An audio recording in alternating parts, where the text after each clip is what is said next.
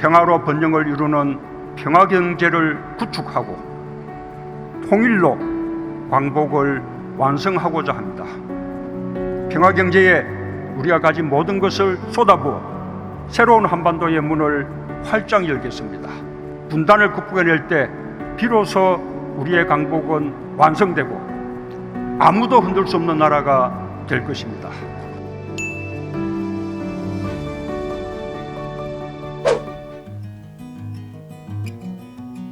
반갑습니다. 개성공업지구지원재단 이사장 김진향입니다.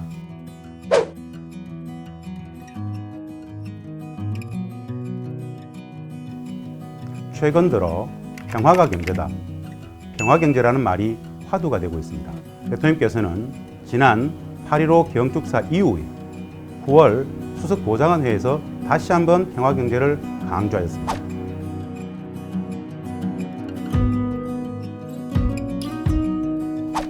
나아가서 평화경제는 냉전체제를 해체하고 평화와 번영의 새 질서를 만드는 세계사의 과업이다라고 말씀하셨습니다.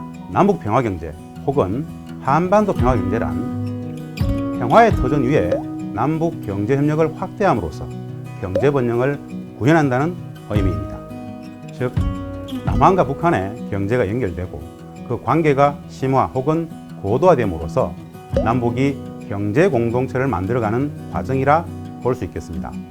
그렇다면 평화가 먼저냐, 경제가 먼저냐 의문을 갖는 분들도 계실 것입니다. 근데 평화경제는 남북이 경제협력을 하는 그 자체가 이미 평화를 만드는 과정이라고 봅니다. 즉, 평화와 경제를 절차상의 선후 문제로 보지 않고 그 자체로 평화를 담보하고 더욱 심화시킨다고 보는 것입니다.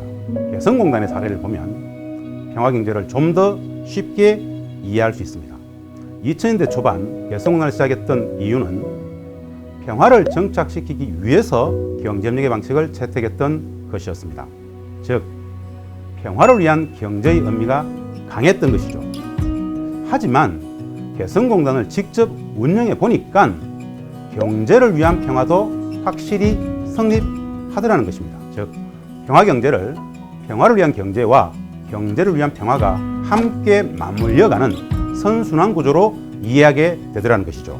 그렇다면 왜 평화경제가 우리에게 중요한 화두가 되고 있을까요? 말 그대로 지금 우리에게 평화와 경제 그리고 대한민국의 국제적 위상 강화가 절실하기 때문일 것입니다. 첫 번째는 평화의 절박성입니다. 우리나라의 분단체제는 정전, 즉 70여 년간 전쟁을 끝내지 못하고 있는 상황입니다. 2차 세계대전 이후에 전 세계에서 유일하게 아직도 전쟁 중인 나라가 바로 우리 이 한반도입니다. 우리에게 평화는 더 이상 미룰 수 없는 과제입니다. 개성공단과 같은 지난 우리의 경험을 돌이켜볼 때 평화를 정착시킬 수 있는 최고의 방법은 바로 남북 경협이었습니다. 평화경제는 그 자체가 가장 고도화된 평화 정착의 방법인 것이죠. 두 번째는 한국 경제의 위기 상황이 지속되고 있기 때문입니다. 누가 뭐라고 해도 국민들 입장에서 지금 당장 체감되는 가장 큰 문제는 경제일 것입니다. 한국 경제의 위기 원인은 무엇일까요? 대부분은 구조적 저성장 문제와 중소제조업 위기, 일자리 문제 등을 꼽습니다. 이러한 경제 위기는 결국 한국 제조업의 국제 경쟁력 하락과 수출 경쟁력 약화가 그 원인입니다. 문제는 수출 경쟁력 저하를 야기한 가장 큰 이유가 중국의 고도 경제 성장에 있었다는 겁니다. 제조업 경쟁력 지수에서 중국은 2015년 우리 한국을 추월했고 2016년에는 이미 미국까지 추월했습니다.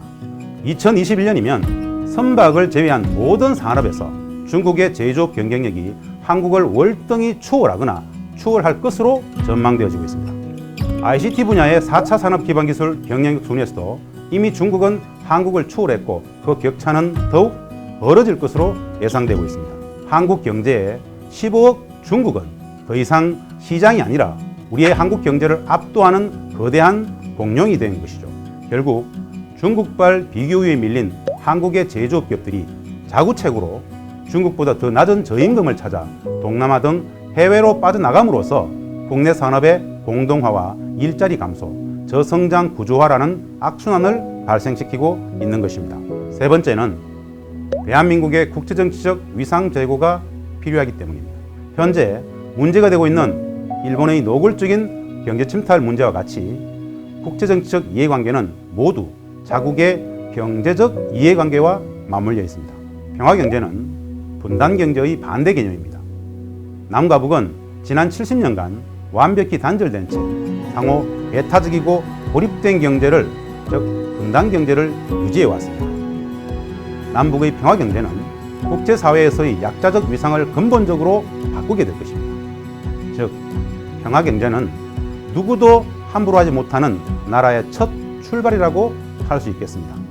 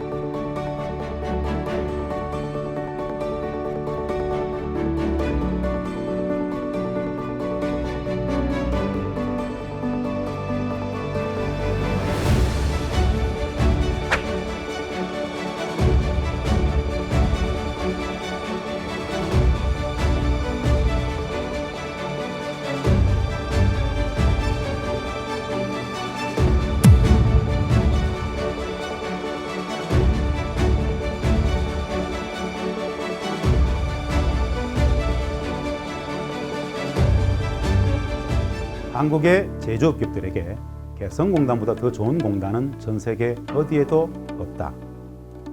개성공단에서 돈을 못 벌면 이미 그것은 기업이 아니다. 개성공단이 정상적으로 가동되던 시기에 입주기업 대표들의 이야기입니다. 그렇다면 개성공단의 경쟁력은 구체적으로 어느 정도인지 지금부터 살펴보겠습니다. 무엇보다 가장 큰 경쟁력은 저임금입니다. 개성공단 초기 3년간 월 평균 실질임금은 57달러, 한화로 6만 3천 원이었습니다.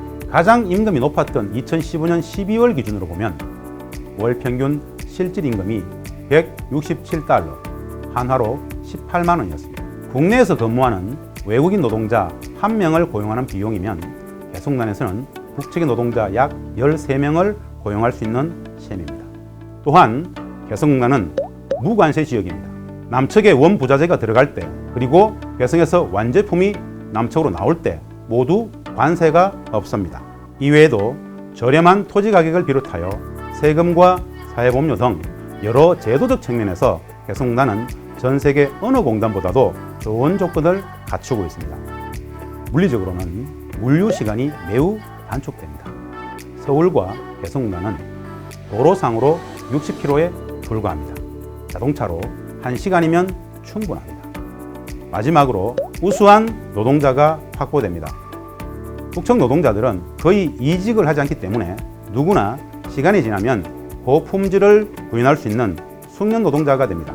게다가 같은 언어와 문화, 동일한 민족적 정서로 소통이 수월하다는 점도 기업 입장에서는 매우 매력적입니다. 2016년 이후 멈춰버린 개성공단의 재개를 상정해서 가정해 보겠습니다. 제일 먼저 제품의 수출 경쟁력과 가격 경쟁력이 확보될 것입니다. 앞서 말씀드린 바와 같이 노무비, 세금, 물류비 등 경쟁력이 탁월하니까요. 해외 투자처의 유턴 효과도 있습니다. 국내 기업의 탈한국 방지와 기존 해외 투자 저의 유턴 효과도 기대됩니다. 개성공단 기업의 수익 증대는 국내 연관 협력업체의 일감 증가를 불러올 것입니다. 이는 생산 관련 도소매와 서비스업 등 후방 산업의 일자리 창출로도 이어질 텐데요. 일자리 창출은 더 나아가 소득 증가에 따른 소비 진작, 국내 경기 활성화로 이어져 내수 경기 회복을 이끄는 선순환의 마중물이 될 것입니다. 이렇듯 남북 경협은 뺏고 뺏기는 협력이 아닌 상호 시너지 효과를 내는 협력의 결과입니다. 남북 경제협력의 상징인 개성난의 사례가 북측에 여러 개 생긴다고 가정해 보면 한반도 평화경제는 우리가 한 번도 경험해보지 못한 엄청난 폭발력을 담보할 것입니다. 개성공단을 넘어 남북 경협이 확장되고 평화경제가 심화되는 과정에서는 더욱 다양한 상호 보완과 시너지 효과가 발휘될 텐데요. 몇 가지를 예상해 본다면 남북의 자원협력도 생각해 볼 수 있겠습니다. 북측에는 아시아 최대의 노천 철광산이 있고 현재 우리 남측의 포스코는 철강의 원재료를 호주나 칠레 등에서 가져오고 있습니다. 남북의 자원협력을 통해서 북측의 철광석을 국제 가격보다 저렴한 조건으로 가져와서 철강제의 가격 경쟁력을 담보하면 철강제를 쓰게 되는 자동차나 조선산업의 경쟁력도 함께 높아질 것입니다. 남과 북의 산업적 역할 분담도 큰 효과를 낼 수 있을 것이며 노동력 문제 해소나 내수시장 확대, 규모의 경제도 성립될 수 있을 것입니다. 평화경제에 대해서 이야기할 때 항상 드는 생각이 있습니다. 평화경제는 한반도를 동북아 지리정치학의 감옥에서 동북아 지리경제학의 블루오션 허브로 만들 것이라는 겁니다. 정치 군사적 측면에서 한반도는 동북아시아 4대 강국에 갇힌 지정학의 감옥에 갇혀 있습니다. 그런데 남북 경협의 평화경제가 확산되는 지경학의 관점으로 바꾸어 보면 한반도는 동북아라는 지경학의 블루오션의 중심, 즉 허브에 있게 됩니다. 동북아시아를 바다의 내해로 본다면 한반도는 정중앙에 위치해 있는 것이죠. 동북아 지정학의 감옥에서 지경학의 블루오션 허브로 바로 한반도 평화경제가 만들 수 있는 우리 눈앞의 현실일 것입니다. 감사합니다.